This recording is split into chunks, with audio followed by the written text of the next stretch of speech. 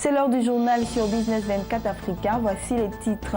En marge du Salon international du tourisme d'Abidjan, le CITA 2015, Eugène Akaouele, député et président du Conseil régional du Sud Comoé, a animé une conférence.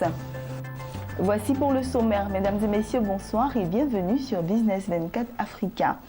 Le tourisme, un secteur pourvoyeur d'emplois en Côte d'Ivoire, doit être valorisé dans le but de générer de l'emploi pour la jeunesse et surtout créer de la richesse. C'est ce qui ressort de la conférence de presse animée par le docteur Akaouele.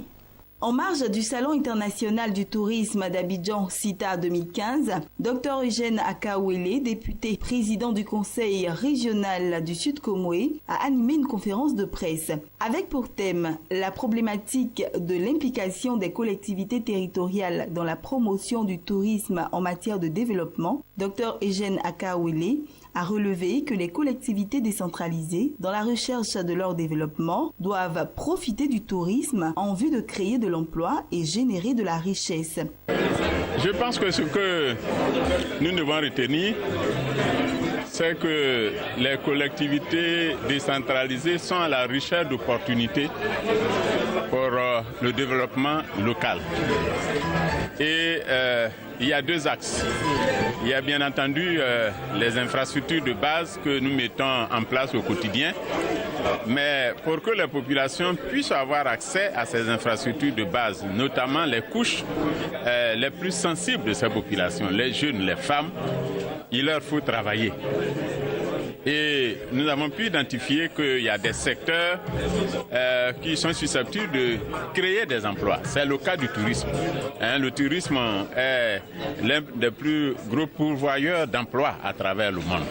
C'est la raison pour laquelle, pour une région comme la nôtre, qui regorge beaucoup de potentialités, qui a un niveau acceptable en matière d'infrastructures de base, mais qui en même temps est confrontée à une jeunesse et qui ne trouve pas, qui ne travaille pas, une jeunesse déscolarisée forte.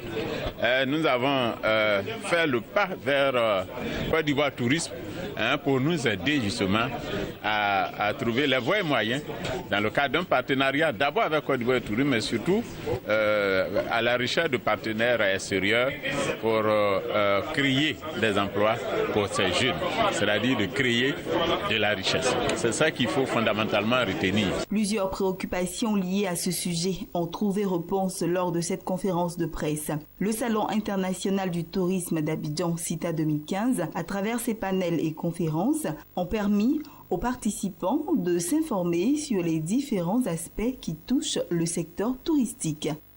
Et puis toujours dans la mouvance du CITA 2015, depuis son ouverture le 7 mai dernier, le CITA 2015 a attiré de nombreux visiteurs et ceux-ci se disent très satisfaits.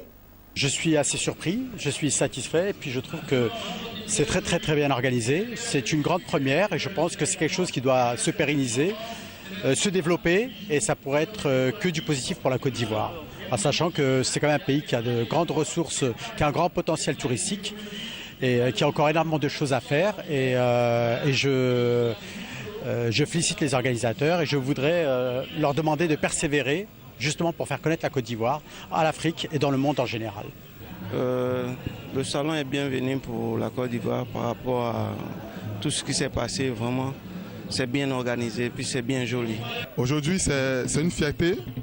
Je suis très satisfait pour le CITA. C'est une manière pour la Côte d'Ivoire de pouvoir promouvoir tout ce qui est tourisme, tout ce qui est hôtellerie.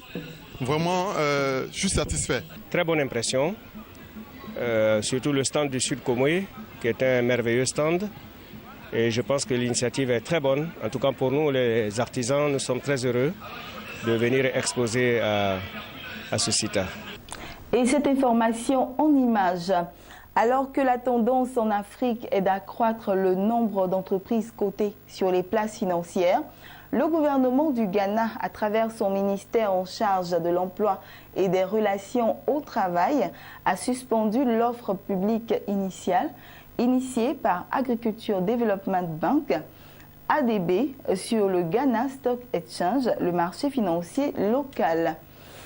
ADB veut faire flotter 100 millions de ses titres représentant 70% de son capital, mais cette initiative se heurte à la volonté de ses employés qui, ces derniers temps, se sont opposés à certaines décisions du staff dirigeant de la banque, comme par exemple celle de vendre son immeuble siège.